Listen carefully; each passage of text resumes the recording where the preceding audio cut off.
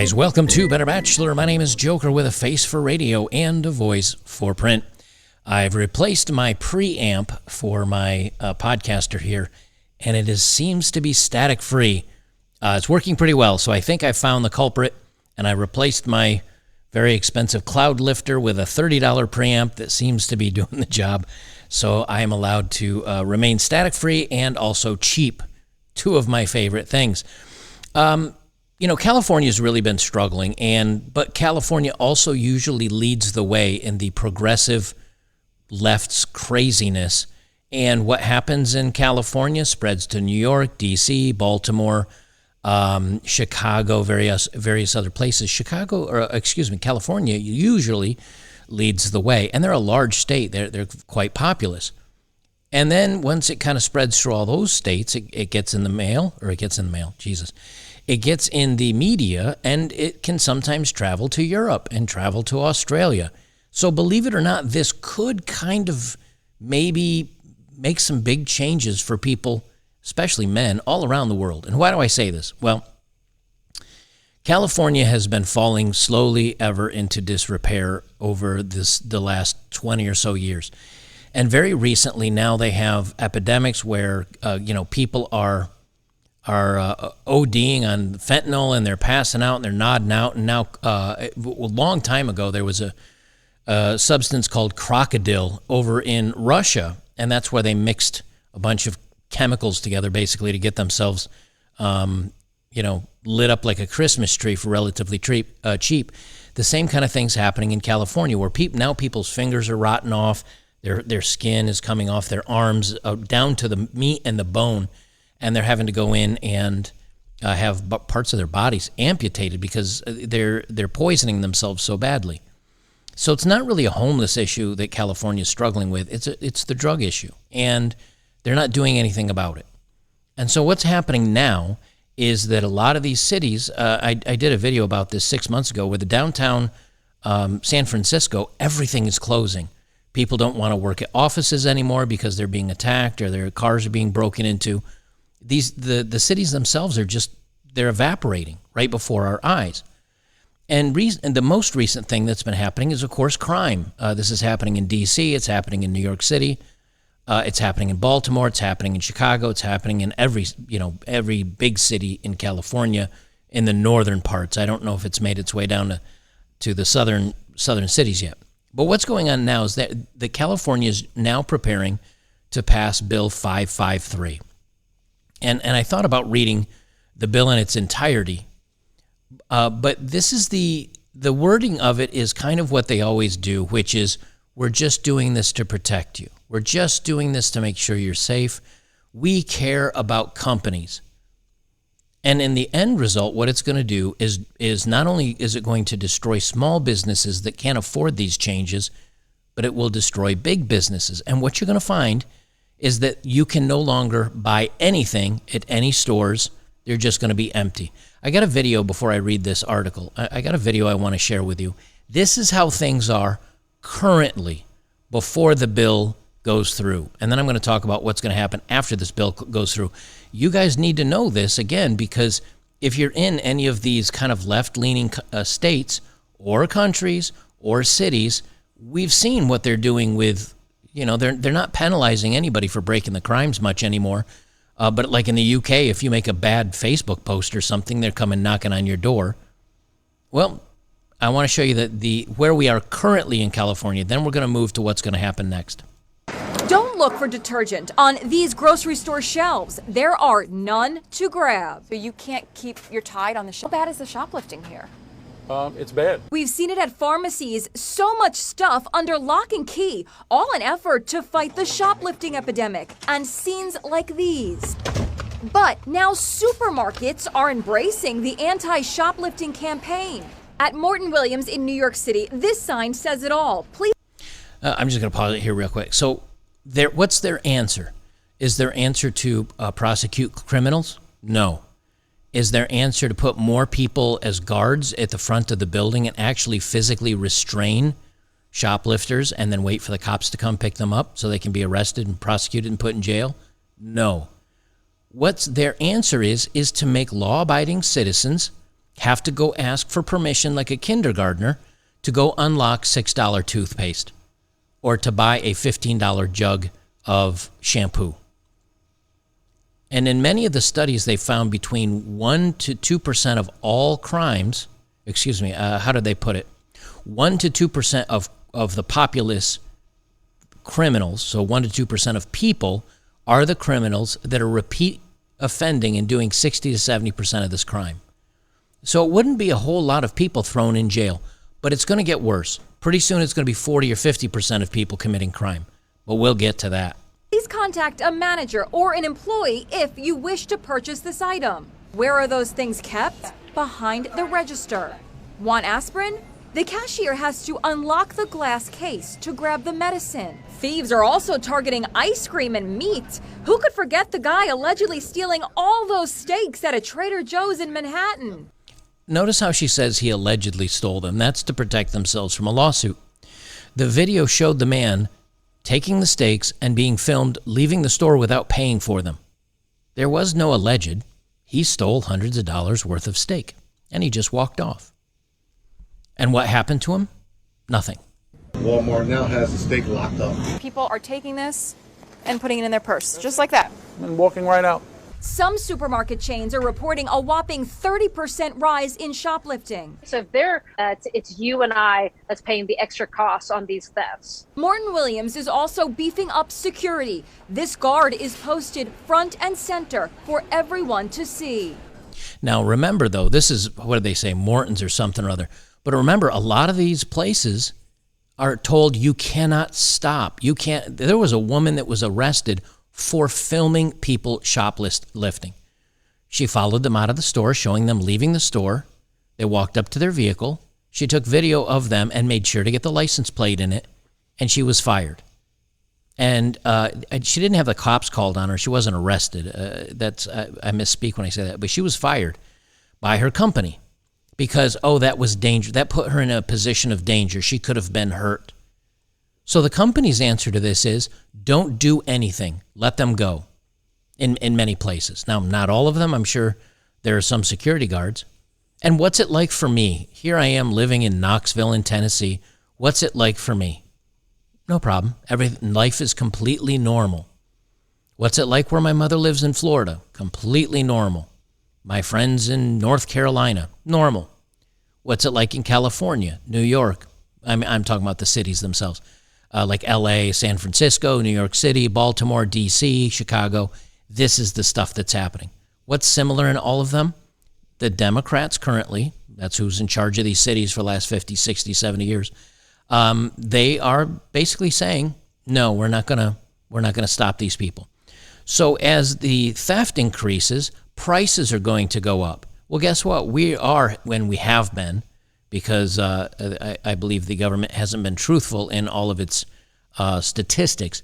We're in a recession. We've been in one for a couple of quarters now, if not several quarters. So what happens? All the prices go up.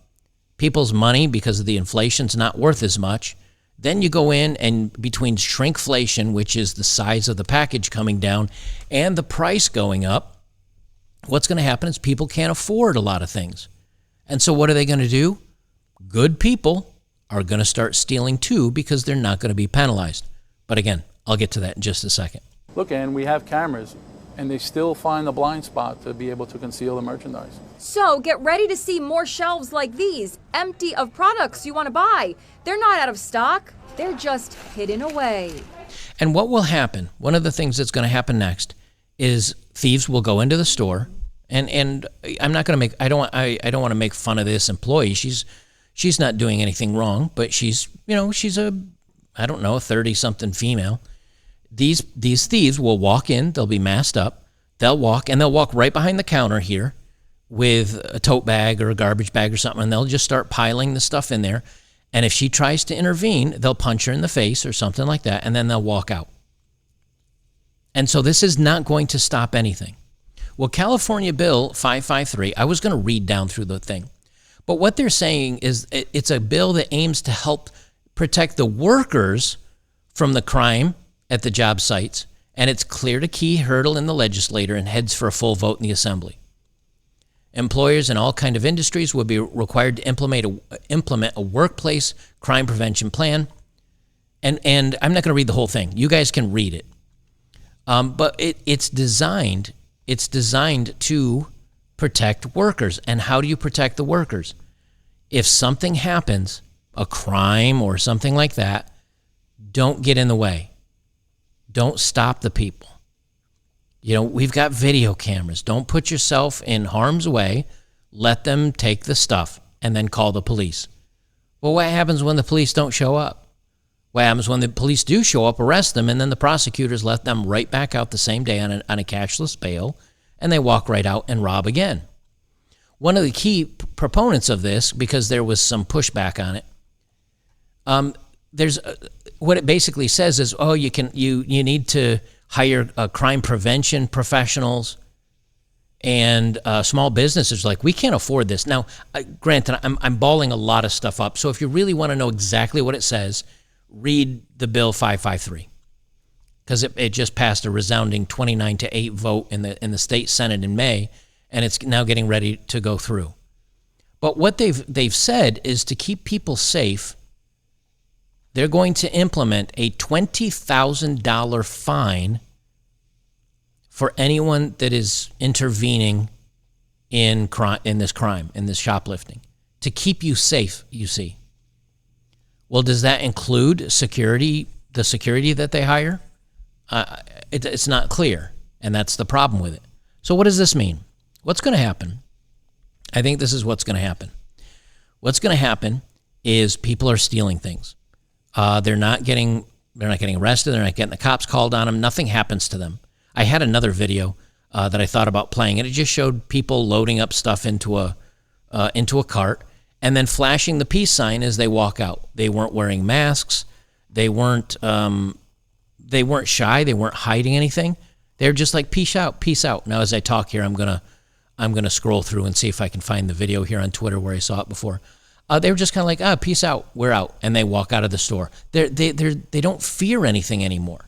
They don't fear getting arrested. They don't fear getting identified on camera. It's a free-for-all. Well, what's going to happen is, because of this, these companies need to still make their same money. They need to still, make money for their shareholders. So they need to raise the prices. And I'm sorry for not looking at the camera here. I'm scrolling through trying to find this video here as I talk. They still need to pay for these products. They still need to make money as a company. So what do? They increase the prices on the actual merchandise that is left over. So the thieves get everything for free. Thieves get everything for free because they're brave enough to walk out the door with it. But if you're a responsible citizen, you're punished by getting higher fees to offset the people that are stealing things.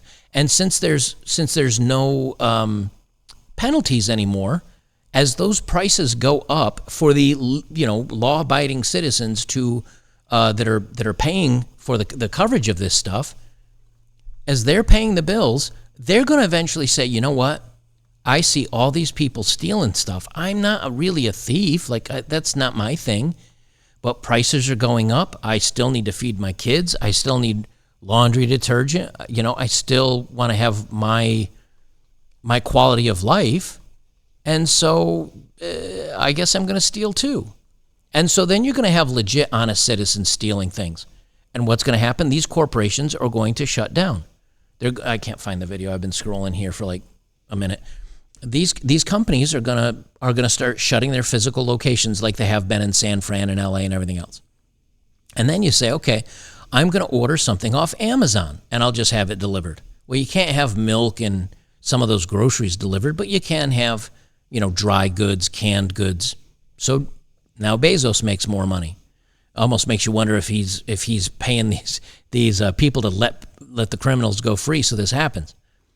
Okay, so you order it, and then it gets delivered on your porch. Well, guess what? You're going to have porch rats driving around stealing things. That's already happening on a lot of porches.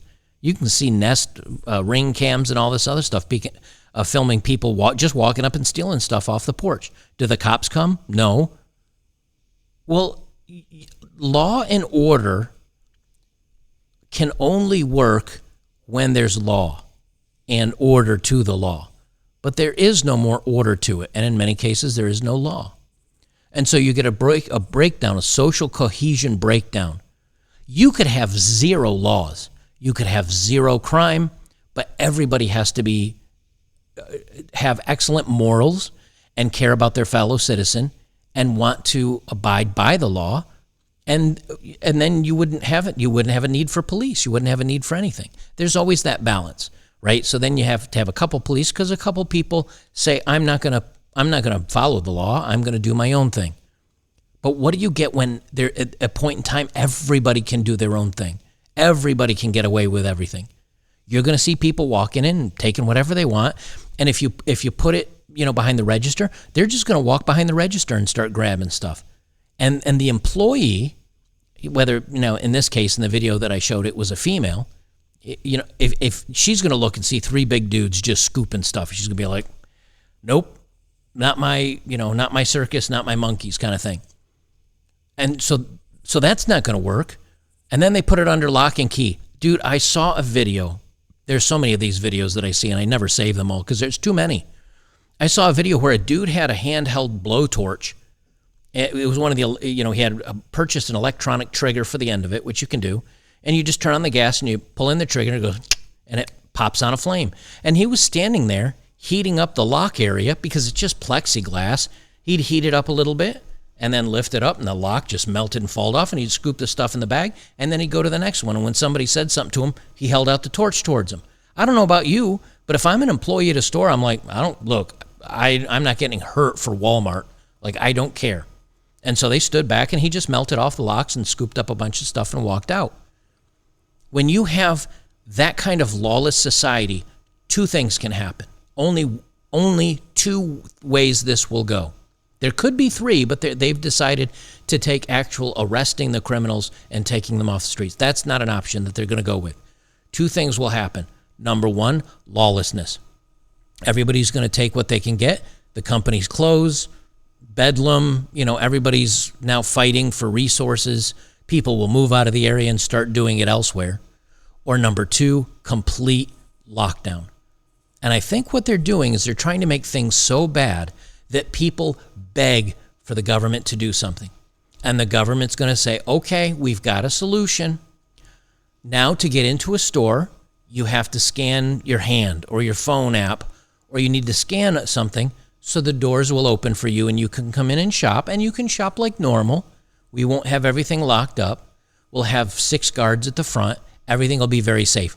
All you have to do is have your ID, your social credit score system in place. And then if you're a good citizen, we'll let you in. And if you're a bad citizen, you don't get let in. Everything is solved. And that's how they impose this next tyrannical leap for taking away your freedoms. And they're going to make things so bad that normies and dumb people will beg for them to do it. Please take away my freedom. Please take away my rights.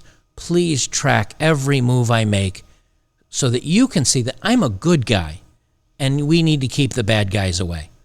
And in the meantime, if you do something wrong, or you do something the state doesn't like, or you post the wrong thing, or you say the wrong thing, or you have the wrong meme or idea, the state can say, you're now a bad person, and you're not allowed in the stores anymore. You can't shop for food anymore. You can't get things anymore. You're now just as bad as the criminals that actually steal things. Mark my words, that looks like what's coming. Now, of course, I don't know for sure, but why else is it that all these, district attorneys that have been brought in by the left, Soros primarily, why is it that they're so soft on crime? They tried this crap in Miami. And you know what? Ron DeSantis went in and he said, you're fired. Now, of course, people are screaming, holy hell at him for doing that. But they didn't have the problems anymore. So now people actually get arrested. They're held in jail.